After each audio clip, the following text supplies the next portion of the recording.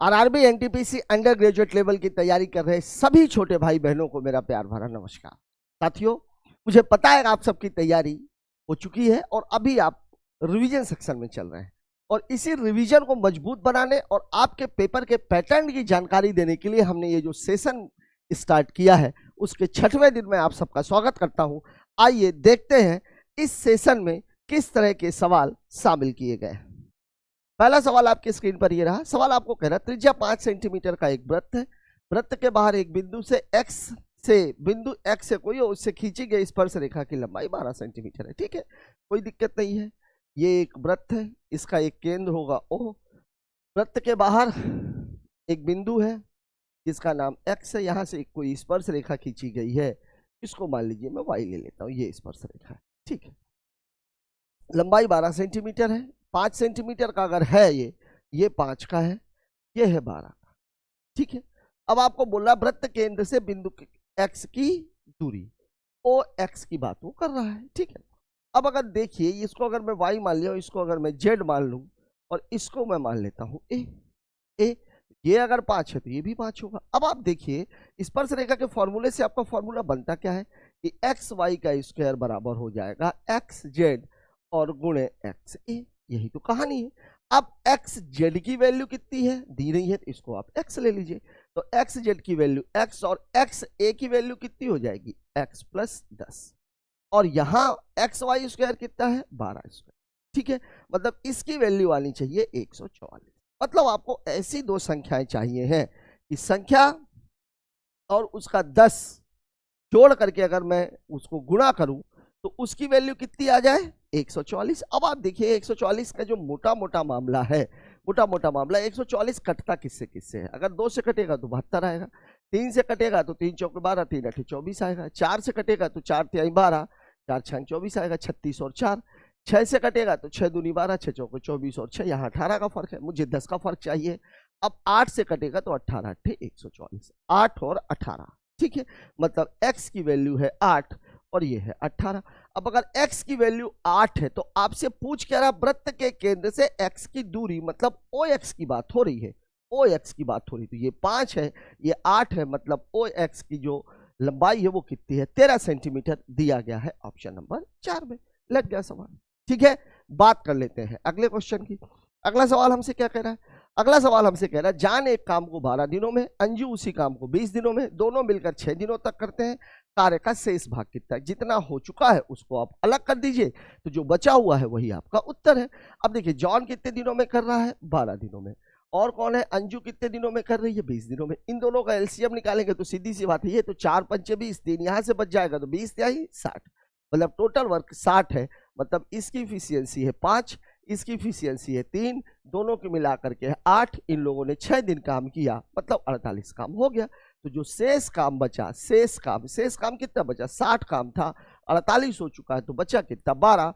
अब अगर मैं भाग की बात करूंगा तो 12 भाग बचा हुआ है 60 भाग में से, मतलब उत्तर कितना हो जाएगा 1/5 दिया गया है ऑप्शन नंबर 3 में। ठीक है, बात कर लेते हैं अगले क्वेश्चन की। अगला सवाल हमसे क्या कह रहा है, 47 मिस्त्री एक दिन में 35 मीटर लंबी खाई खोद सकते हैं। एक दिन में उसी प्रकार की 105 मीटर लंबी खाई खोदने के लिए कितने मिस्त्री लगाए जाने चाहिए। 3 7 21, 3 चौके 12 और 2 14, 141। कैसे पता लगा, देखिए यहाँ पर आपको एक बात बहुत अच्छे तरीके से पता है कि जो वर्ग वाला मामला होता है ये होता क्या है। ठीक है ना, देखिए 35 मीटर, 47 मिस्त्री एक दिन में 35 मीटर। ठीक है, तो 47 मिस्त्री हैं एक दिन में ये 35 मीटर खोद रहे हैं।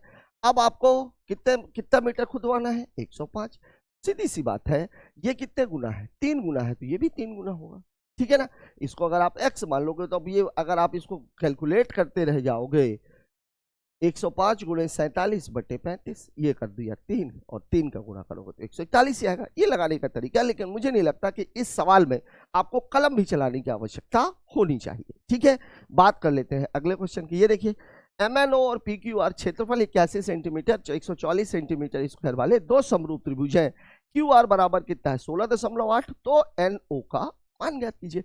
समरूप त्रिभुजों का क्षेत्रफल दिया गया, तो जो भुजाओं का अनुपात है वो क्या होता है वर्गमूल। ठीक है ना, यही तो आपका सवाल कहता है। मतलब आपको बोल रहा है MNO, ये त्रिभुज है MNO और ये त्रिभुज है PQR, और इनका जो क्षेत्रफल है ये कितना दिया हुआ है 81 और 144। तो जो भुजा का जब आप क्षेत्रफल निकालोगे, इसका भुजा का जब आप रेशियो निकालोगे भुजा का, तो ये कितना हो जाएगा √81 और 144। तो ये कितना हो जाएगा 9 और ये कितना हो जाएगा 12। 3 त्रिकाई 9, 3 चौके 12, मतलब अनुपात होना चाहिए 3:4 का। ठीक है, अब आपको बोल रहा है क्यू आर बराबर क्यू आर, देखिए क्यू आर की बात हो रही, क्यू आर ये 4 है, ठीक है, और एलओ का मान पूछ रहा है, एलओ का मान पूछ रहा है, मतलब वही संगत भुजाएं हैं। तो 4 की वैल्यू आपको कितनी दी गई है 16.8, मतलब कितना हो जाएगा ये 4 चौके 16, 4.2, 1 बराबर इतना, और इसका मान 3 है, तो 3 बराबर 4.2 गुणे 3, 3 दूनी 6, 3 चौके 12, 12.6 सेंटीमीटर दिया गया है ऑप्शन नंबर 4 में। लग गया सवाल, ठीक है। बात कर लेते हैं अगले क्वेश्चन की। अगला सवाल हमको बोला एक दुकानदार 2 वस्तुओं में से प्रत्येक को 5,000 रुपए में बेचता है। एक वस्तु पर 20% का लाभ, दूसरी पर 20% की हानि होती है। कुल मिलाकर उसका लाभ या हानि प्रतिशत कितना है? 2 दूनी 4, 4% की हानि हो जाएगी। ठीक है, एक बात याद रखिएगा, विक्रय मूल्य समान हो और अगर एक को X% प्रॉफिट पर बेचा जाए और एक को X% हानि पर बेचा जाए तो हमेशा हानि होती है, और हानि प्रतिशत जो होता है वो कितना होता है x² 100%। अब दोनों की ये वैल्यू बराबर थी 20 गुणे 20, 400, 100 का भाग दे देंगे, 4% हानि आ जाएगी। ठीक है, बात करते हैं अगले क्वेश्चन की। अगला सवाल हमसे बोल रहा है ए की आय का 10% बी की आय के 15% के बराबर है, बी की आय का 10% सी की आय के 20% के बराबर है, सी की आय 3000 है, तो तीनों की कुल आय। रेशियो का बहुत बेसिक रेशियो का मामला है, मतलब ए का कितने परसेंट है 10%, बी के 15% के बराबर है, बी के 15% के बराबर है। तो सीधी सी बात है A/B बराबर हो जाएगा 15:10, किससे कटेगा 3 से, तो 3:2, 3:2। अब इसके बाद बोल रहा है बी का 10%, मतलब बी का 10% बराबर कितना है सी का 20%, सी का 20%। ठीक है, मतलब B/C बराबर कितना हो जाएगा 20:10, मतलब कितना हो जाएगा ये 2:1। ठीक है, अब देखिए बी की वैल्यू यहाँ भी 2 है, यहाँ भी 2 है, 2:1 है, ये 11 नहीं। ठीक है, 2 की 2 2 है, तो बैलेंसिंग की भी जरूरत नहीं, मतलब A/B/C, ए की वैल्यू है 3, बी की वैल्यू है 2, सी की वैल्यू है 1, और इसकी वैल्यू कितनी दे रखी है 3000 रुपया, 3000 रुपया, मतलब एक का मान 3000 है और इनका आपसे सम पूछ रहा था, ये 6 है, बस आप 6 का गुणा मार दीजिए, तो 6 तिरिक 18,000 रुपए दिया गया है ऑप्शन नंबर 3 में। ठीक है, बात कर लेते हैं अगले क्वेश्चन की। अगला सवाल हमसे क्या कह रहा है, अगला सवाल हमसे कह रहा है 32% की एकल छूट, 20% और 12% की 2 क्रमागत छूटों के विक्रय मूल्य का अंतर 36 रुपए। देखिए अगर ये एकल छूट और इन दोनों का सम अगर बराबर है, देखिए बेसिक चीज जो छूट आप निकालते हो वो निकालते कैसे हो, x + y - xy/100, यही तो करते हो आप। अब आप खुद एक चीज देखो, और यहां पर ये 32% दिया है, तो ये 32% और इन दोनों का अगर आपसे अंतर पूछा तो ये 32%, ये 20 और 12 32%, ये तो कैंसिल हो जाएगा, ये डाटा आपका जिंदा रहना है। मतलब जो टोटल फर्क है वो है 20 × 12/100 और बराबर कितना है ये 36 रुपए, यही तो कहानी है। ठीक है, तो अब इसको मैं इधर कैलकुलेट नहीं कर रहा हूं, इसको मैं सीधा ले रहा हूं, 2.4% की वैल्यू कितनी है 36, मतलब 24% की वैल्यू 360, 12 दूनी 24, 12 तिहाई 36, ये भी कट जाएगा 15, मतलब 1% की वैल्यू कितनी है 15, 100% की आपसे पूछ रहा है, उत्तर कितना हो जाएगा 1500, 2 जीरो यहाँ 2 जीरो यहाँ, उत्तर हो जाएगा ऑप्शन नंबर 2। ठीक है, बात कर लेते हैं अगले क्वेश्चन की। अगला सवाल क्या कह रहा है, ए और बी क्रमशः 20,000 25,000 रुपए के निवेश के साथ व्यवसाय करते हैं। 4 महीने बाद सी भी 40,000 रुपए के निवेश के साथ व्यापार में जुड़ जाता है। 3,182 रुपए का वार्षिक लाभ होता है। देखिए इस सवाल में मैंने आप लोगों को पिछले सेशंस में भी आप लोगों ने देखा होगा, मैंने क्या बोला, सबसे पहले आपको जो पैसा दिया गया है उसका रेशियो निकाल लीजिए। ठीक है, तो देखिए ए है, बी है और सी है। जो प्रॉफिट का जो बंटवारा है वो लगाई गई पूंजी और समय के गुणनफल के अनुपात में होता है। देखिए ये कितना है 20,000 रुपया, ये कितना है 25,000 रुपया, और अगला वाला कितना है 40,000 रुपया, ये 40,000 है। 3 जीरो इसके, 3 जीरो इसके, 3 जीरो इसके, ये कट गए। 5 से तो सभी कट रहे हैं, तो ये 4, ये 5 और ये कितना हो जाएगा 8। अब ये टोटल कितने महीने रहा 12 महीने, ये भी कितने महीने रहा 12 महीने, लेकिन ये 4 महीने बाद आया है, मतलब ये रहेगा 8 महीने। अब चाहो तो आप इसको भी काट सकते हो, 4 दूनी 8, 4 तिहाई 12, 4 तिहाई 12, तो ये 4 तिहाई 12, 15 और 16, ये कहानी है। ठीक है ना। अब 3100 तो बी का हिस्सा। अब देखिए ये टोटल कितना है, ये टोटल 15 12 27 6 33 और 10 43, और 43 की वैल्यू इसने दे रखी है 3182। और आपसे पूछ किसकी वैल्यू रहा है, बी की वैल्यू। ये कहानी है आपकी, ठीक है। अब आप देखिए अगर मैं इसको डायरेक्ट 43 से काटूंगा तो कितनी बार जाएगा, ये 31 है, 7 चौक 28, ठीक है, 7 बार जाएगा तो 7 कम 7, यहाँ 7 बार जा रहा है, 7 बार जा रहा है तो 7 तिया 21, 7 चौके 28, 7 तिया 21, एक आ जाएगा, और 7 चौक 28 और 2 30, 301, 17 बचेगा 172, 4 बार चला जाएगा पूरा पूरा, तो ये 74 आ जाएगा। मतलब आपको 74 का गुणा करना है, तो 15 चौके 60, 15 सत्ते 105, 105 और 6, 105 और 6 कितना हो जाएगा 111। आपका उत्तर है 1110 रुपए, दिया गया है ऑप्शन नंबर 4 में, ठीक है। बहुत ही बेसिक सा क्वेश्चन है, मुझे नहीं लग रहा कि ऐसे सवालों में आप लोगों को कोई भी समस्या आने वाली है। बात कर लेते हैं अगले क्वेश्चन की। अगला सवाल क्या कह रहा है, ये देख लीजिए। सवाल आपको बोल रहा है 12.96 और 0.16 का मध्यानुपाती। मध्यानुपाती होता है क्या भाई, मध्यानुपाती यही होता है, रूट ऑफ ए बी, यही तो होता है। और इसकी वैल्यू कितनी दी गई है 12.96, और इसकी वैल्यू दी गई है 0.16। देखिए 1296 किसका, 36 का, 2 अंक में लगा हुआ तो यहाँ 1 अंक, 16 किसका, 16 का वर्गमूल क्या होता है 4, 2 अंक में यहाँ भी लगा है तो यहाँ भी, 36 चौके कितना हो जाएगा 144, 1 अंक इसका 1 अंक इसका, मतलब उत्तर हो जाएगा 1.44, दिया गया है ऑप्शन नंबर 3, ठीक है। बात कर लेते हैं अगले क्वेश्चन की।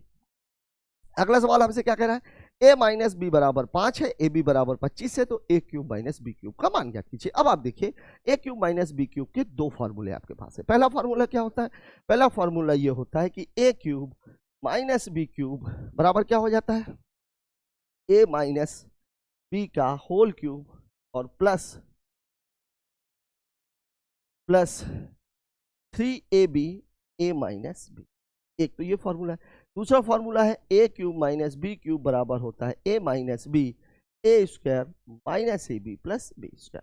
ये वाला फार्मूला आप लोग ज्यादा यूज करते हो, ठीक है। अलजेब्रिक फॉर्मेट में ये वाला फार्मूला ज्यादा चलता भी है। लेकिन अब यहाँ पर हमारे साथ समस्या ये कि ए स्क्वायर और बी स्क्वायर की वैल्यू तो हमारे पास है ही नहीं, मतलब ये वाला फार्मूला आप यहाँ पर यूज नहीं कर सकते, इसको आप यूज कर सकते हो। अब आप देखिए ए माइनस बी की वैल्यू कितनी है 5, तो ये हो गया कितना, ये हो जाएगा 5 का क्यूब और प्लस 3ab, ab की वैल्यू है 25 तो 3 गुणे 25, और a माइनस बी की वैल्यू अगेन 5 है तो गुणे 5, ठीक है। तो 5 की क्यूब कितना होता है 125, 5 तिहाई 15 पना 75, 15 दूनी 30 और 7 37, 3 2 5 75 और 25 100, सॉरी 3 1 4 75 25 100, तो टोटल उत्तर कितना हो जाएगा 500 रुपए, दिया गया है ऑप्शन नंबर 4 में, ठीक है। बात कर लेते हैं अगले क्वेश्चन की। अगला सवाल आपको बोल रहा है 6 की पावर 2x प्लस 1 भागे 216 बराबर 36 है। देखिए जब कभी भी मामला अगर आधार समान है तो घात हमेशा समान होती है, अगर वो बराबर के दोनों पक्ष, मतलब मैं ये कहना चाह रहा हूं कि अगर आपको लिखा हुआ है a की पावर x बराबर a की पावर y, तो चूंकि आधार समान है तो यहाँ पर x बराबर y होता है, ये आप सबको पता है।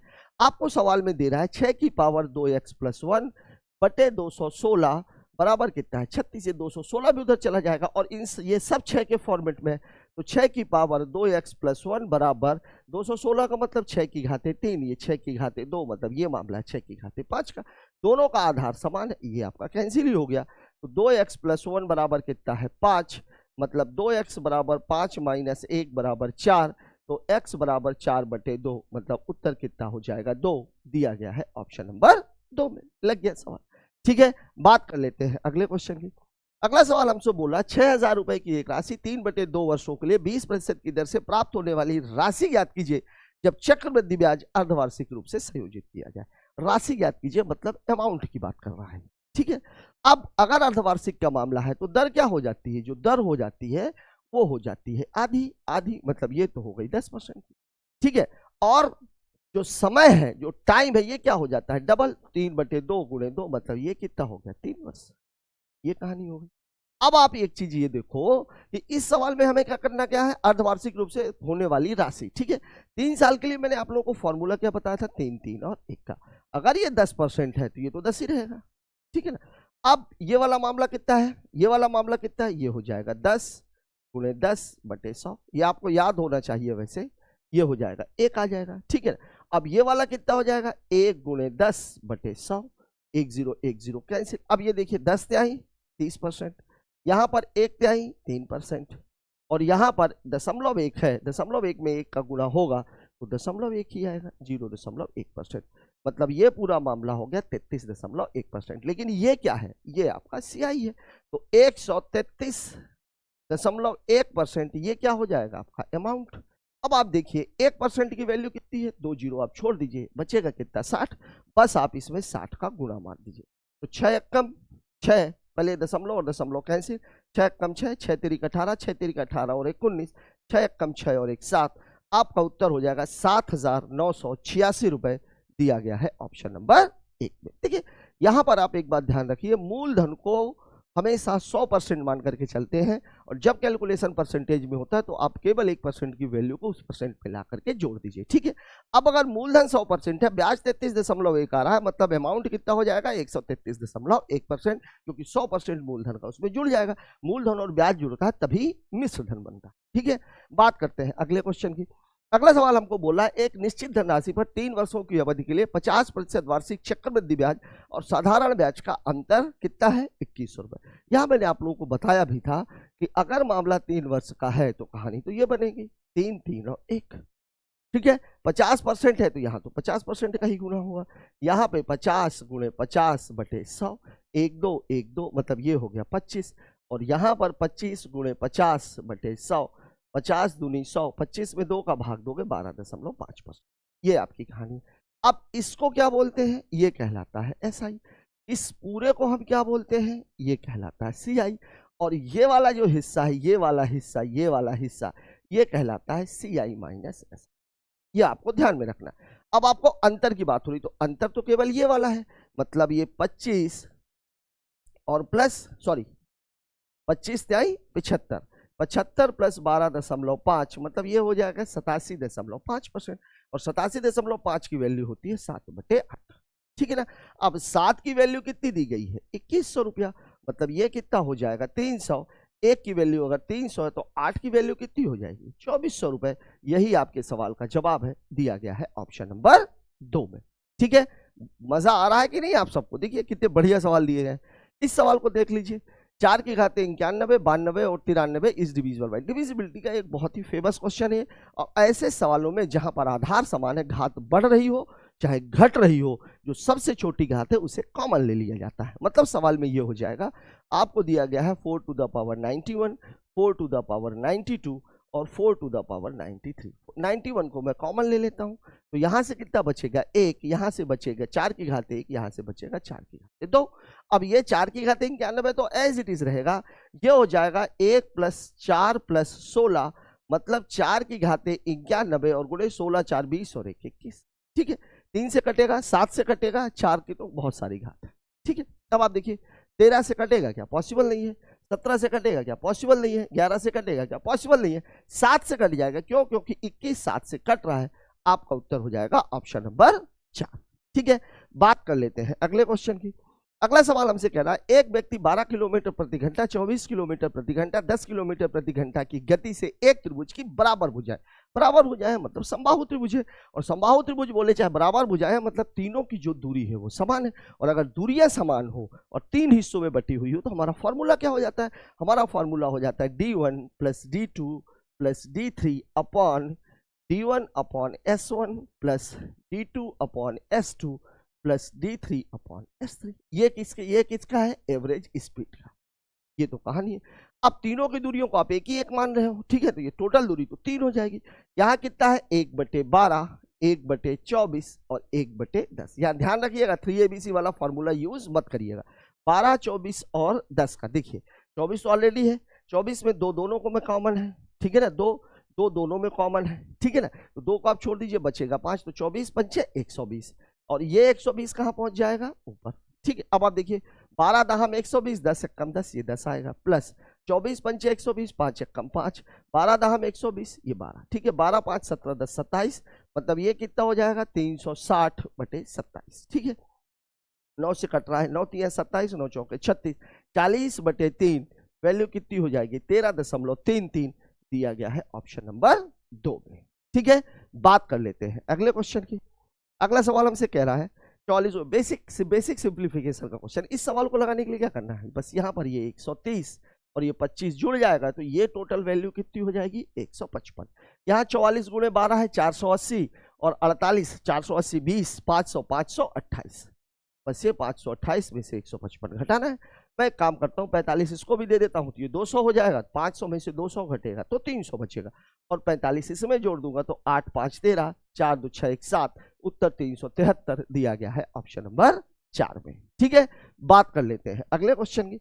अगला सवाल हमसे क्या कह रहा है, एक खोखला बेलन शंकु का आधार एवं ऊंचाई समान है, आधार और ऊंचाई समान है। ठीक है, शंकु में 2 लीटर दूध रखा जा सकता है तो बेलन में कितना रखा जाएगा 6 लीटर। ठीक है, फॉर्मूला आप लोग याद करिए, 2 लीटर दूध रखा जाता मतलब वाट वॉल्यूम की हो रही। अब आप देखो इस बात को जरा आप लोग समझ लो क्योंकि बहुत सारे सवाल ऐसे पूछ लिए जाते हैं। जो बेलन का जो वॉल्यूम है कितना होता है पाई आर स्क्वायर एच, और जो शंकु का होता है, शंकु का जो वॉल्यूम होता है ये कितना होता है 1/3 pi R square H, pi R square H.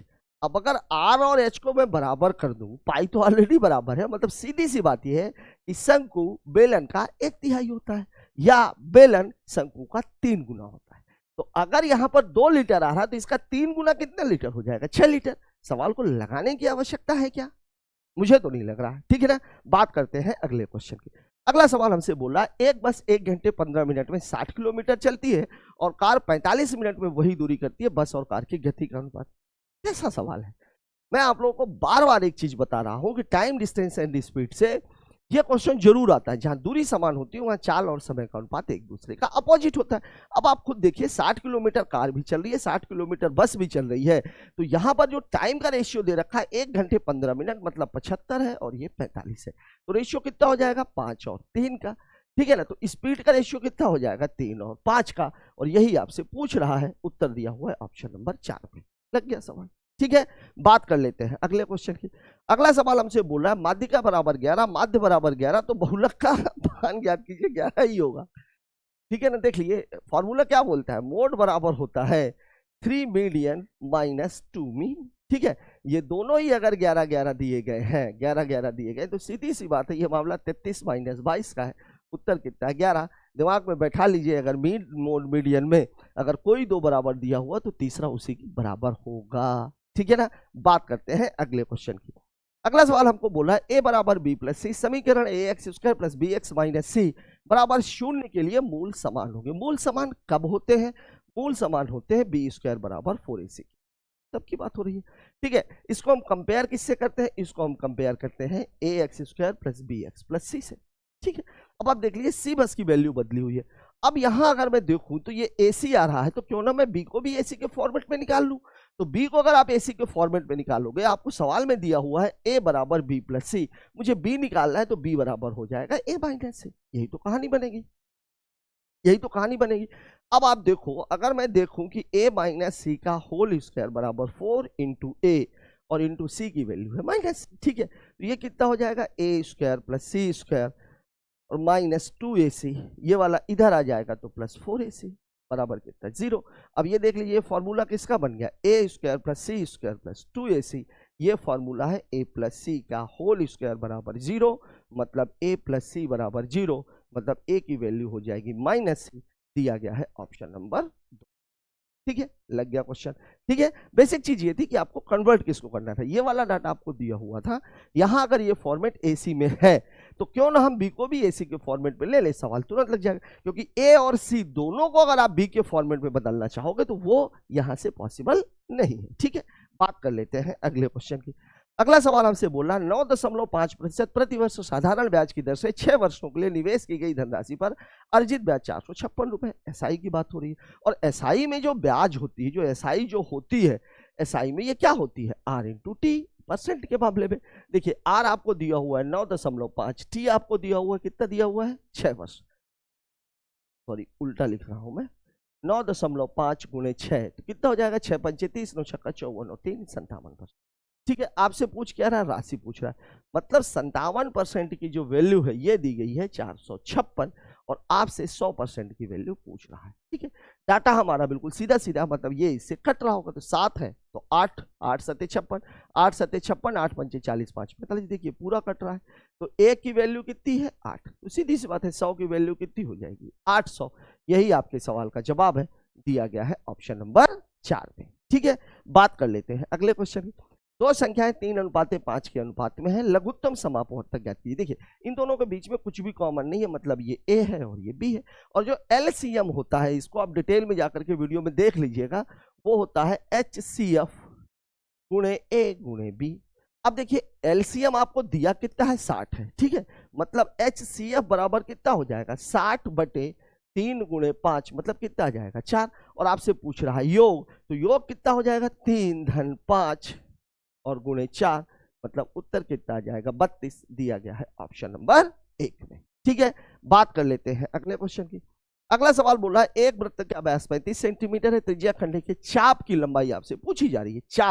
चाप की मतलब परिधि की बात हो रही है, और परिधि का फॉर्मूला होता है 2πr, पाई उसमें आएगा। ठीक है ना, यदि त्रिज्या खंड का क्षेत्रफल 385, सबसे पहले आप चेक कर लीजिए कि ऐसा तो नहीं है कि कोई संख्या ऐसी हो जो 11 या 22 का गुणज हो। ठीक है, देखिए आप 44, 42, 48, 40, मेरा उत्तर हो जाएगा 44 है। कुछ करने की जरूरत नहीं। क्यों? क्योंकि परिधि का जो फॉर्मूला, परिधि कुछ भी आए, आर कुछ भी रहे, ठीक है ना, पाई तो लगेगा, और पाई लगेगा मतलब वो 11 का तो होगा। ठीक है, अब इस सवाल को लगाना कैसे है, ये मैं लगाने के लिए नहीं बता रहा हूं, उत्तर तो आपको 44 सेंटीमीटर ही क्लिक करना है।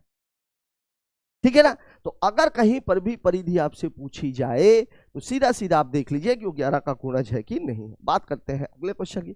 7 क्रमागत संख्याओं का औसत 33 है, इनमें से उच्चतम संख्या, औसत क्या होता है, बीच का।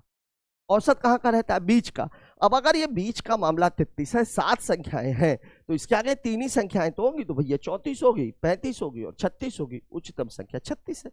न्यूनतम पूछ लिया होता तो ये होती 32, 31 और ये 30। लग गया सवाल। ठीक है, यही आपकी सीरीज है। बात करते हैं अगले क्वेश्चन की।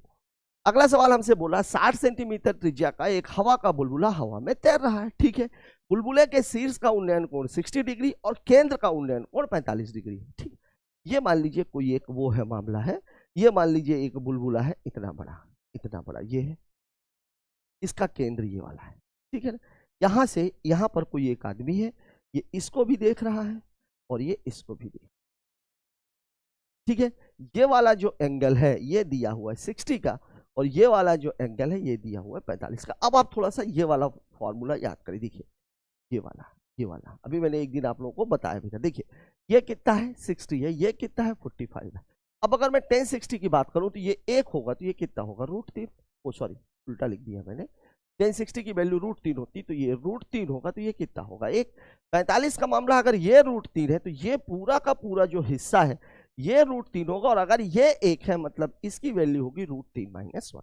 बस यही कहानी यहां बन रही है। देखिए इसी चित्र को इसने पलटा करके ये बनाया जा रहा है। ठीक है, अब आप देख लीजिए ये वाला जो मामला है ये है √3 का, ये वाला मामला है 1 का, और ये वाली जो स्थिति है ये √3 - 1 की, और यहां से लेकर के यहां तक की जो वो त्रिज्या बोल रहा है वो कितना है 60 सेंटीमीटर।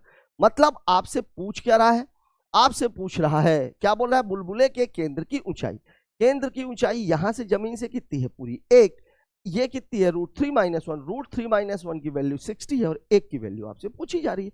मतलब सवाल आपसे ये कह रहा है कि भैया √3 - 1 बराबर 60 है, तो 1 बराबर क्या हो जाएगा 60 बटे √3 - 1। परमेयीकरण करेंगे √3 + 1 का गुणा नीचे, और इसी का गुणा आपको नीचे भी करना है, तो अब ये पूरा कैंसिल होकर 2 बचेगा, ये कट जाएगा तो 30, मतलब उत्तर होगा 30 × √3 + 1, दिया गया है ऑप्शन नंबर 3। लग गया क्वेश्चन। ठीक है, सवाल देखने में इतना भयानक लेकिन लगाने में इतना छोटा। राम एक काम को 8 दिनों में, श्याम उसी काम को 6 दिनों में, उन दोनों को एक साथ कार्य समाप्त करने में कितना समय लगेगा। बहुत ही बेसिक सा क्वेश्चन है। टी है भैया, ओ सॉरी, राम और श्याम की जो टाइमिंग है ये है 9 और 6, तो इफिशियंसी कितनी हो जाएगी 9 और 6 का हो जाएगा 18, ये 2 और ये 3, जब ये दोनों मिल कर करेंगे तो इनकी क्षमता 5, 18/5 दिन, यही आपका उत्तर है। ठीक है ना, 18 कितना हो जाएगा 5 × 15, 3 सही 3/5, ये आपका सवाल है। 3 सही 3/5 ये दिया हुआ है ऑप्शन नंबर 1 में। ठीक है, बात कर लेते हैं अगले क्वेश्चन की।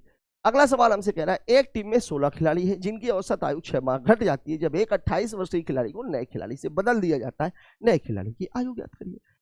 आदमी वही है, एक गया है उसकी जगह आया, तो भैया हमारा जो गया हमें वो लौटा दो। अब आपको ये देखना है कि जो आया है वो खो के आया है कि लेके आया है। मतलब नए व्यक्ति की जो आयु होती है, फॉर्मूला वैसे ही, सवाल का जो उत्तर होगा वो कितना होगा, 16, 6 माह 8, 28 में से 8 चला जाएगा 20 साल।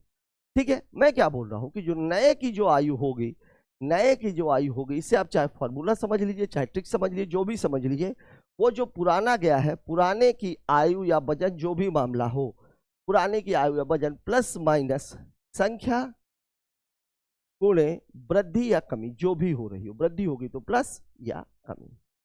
अब आप देखिए जो पुराना आपका गया वो कितना गया है 28, कमी हो रही तो माइनस, कितने लोगों में, 16 में, और 6 माह का मतलब होता है 1/2 वर्ष, तो ये हो जाएगा 8, तो बचेगा कितना 28 माइनस 8 बराबर उत्तर हो जाएगा 20 वर्ष, दिया गया है ऑप्शन नंबर 3 में। ठीक है, बात कर लेते हैं अगले क्वेश्चन की। अगला सवाल हमसे बोला है 120 मीटर लंबी एक रेलगाड़ी ए 240 मीटर लंबे प्लेटफॉर्म को 18 सेकंड में पार कर रही है। ठीक है ना, 120 मीटर लंबी खुद है, 240 मीटर ये है, मतलब टोटल दूरी हो गई 360, 18 का भाग दे दिया तो चाल हो गई उसकी 20 मीटर पर सेकंड। रेल ए और रेल बी की गति का अनुपात 4:5 है, ए का 20 है तो 4 पंचे 20, 5 25। ठीक है, रेल बी की लंबाई ज्ञात कीजिए। रेल बी एक खंबे को 12 सेकंड में, खंबे को पार करिए तो ट्रेन की लंबाई ही उसकी दूरी है, चाल आ गई 25, तो 12 पंचे 60, 12 दूनी 24 और 36, उत्तर हो जाएगा 300 मीटर। ठीक है, सवाल में मैं आपको ये बोल रहा हूं कि अगर ये प्लेटफॉर्म को पार कर रही है, मतलब जो डिस्टेंस है वो कितनी हो जाएगी, 120 प्लस 240 बराबर कितना हो जाएगा 360 मीटर। आपसे चाल पूछ रहा है तो स्पीड बराबर क्या होता है, डिस्टेंस अपॉन टाइम, तो 360 बटे कितना है 18, मतलब इसकी स्पीड हो गई 20 मीटर पर सेकंड। ये कौन से ट्रेन की कहानी थी, एक ही। ठीक है, अब आपको बोल रहा है स्पीड जो है वो ए अनुपात बी की है, सॉरी ए अनुपात बी की है, स्पीड की बात हो रही है, ये है 4 और 5 की। इसकी वैल्यू अगर 20 है तो सीधी सी बात है 4 पंचे 20 है तो इसकी वैल्यू 25 होगी। फिर आपसे पूछ रहा बी एक खंबे को 12 सेकंड में पार, जो खंबे को पार करती है तो ट्रेन की लंबाई ही होती है, तो डिस्टेंस बराबर क्या होता है, टाइम इंटू स्पीड। टाइम आपको कितना दे रहा है 12, स्पीड आपकी है 25 मीटर पर सेकंड, मतलब उत्तर कितना हो जाएगा 300 मीटर। यही आपके सवाल का जवाब है। ठीक है, बात कर लेते हैं अगले क्वेश्चन की। एक शहर की जनसंख्या 5% प्रतिवर्ष की दर से बढ़ रही है। यदि शहर की वर्तमान जनसंख्या ये है तो एक वर्ष पहले का ही पूछ लिया। 5% की वैल्यू होती कितनी है भाई, जो 5% की वैल्यू है ये होती है 1/20। ठीक है, बढ़ रही है, इसका मतलब ये हुआ कि मामला है 20 से 21 का। यहां की कहानी आपको दे दिया है 1,85,220। ठीक है, डायरेक्ट नहीं काट सकते, 7 से काट लेते, 7 तिया 21, 7 दूनी 14, 7 छंग 42, 7 चौक 28, 7 छंग 42, ये हो जाएगा। 3 से जब काटेंगे 3 अठे 24, 2 3 अठे 24, तो ये हो जाएगा। ठीक है, अब इसकी वैल्यू आपको निकालनी है तो बस इसमें आपको 8,820 का गुणा मार देना है, तो 2 दूनी 4, 2 अठे 16, 2 अठे 16, 1 17 और 00 17 64 00, ये आपके सवाल का जवाब है, दिया हुआ है ऑप्शन नंबर 3 में। ठीक है, बहुत ही बेसिक क्वेश्चन है। बात करते हैं अगले को। तो साथियों इस क्वेश्चन के साथ ही हमारा आज का ये सेशन खत्म होता है। इसमें आपने देखा सवाल लिखने के लिए कुछ भी हो, लेकिन अगर आपके दिमाग में बेसिक्स क्लियर है तो यकीन मानिए कि मैथ्स का कोई भी पेपर आपका 15 से 25 मिनट के, बहुत कठिन पेपर आएगा तो 25 मिनट, ऐसा पेपर आ जाएगा तो 15 से 20 मिनट में आप इसको क्रैक कर सकते हो। और आपकी जो सफलता है वो इसी बात पर निर्भर करती है कि एक्यूरेसी के साथ आप सवालों को किस स्पीड के साथ बनाते हैं। क्योंकि अगर आपने टाइम किल किया तो एक चीज आप निश्चित तौर पर मान लीजिए कि आपका सिलेक्शन नहीं हो पाएगा। स्पीड बढ़ाइए और जुड़े रहिए हमारे साथ, कैसे स्पीड को बढ़ाना है ये आपको हम सिखाएंगे। मिलते हैं कल एक और नए सेशन के साथ, तब तक के लिए जय हिंद।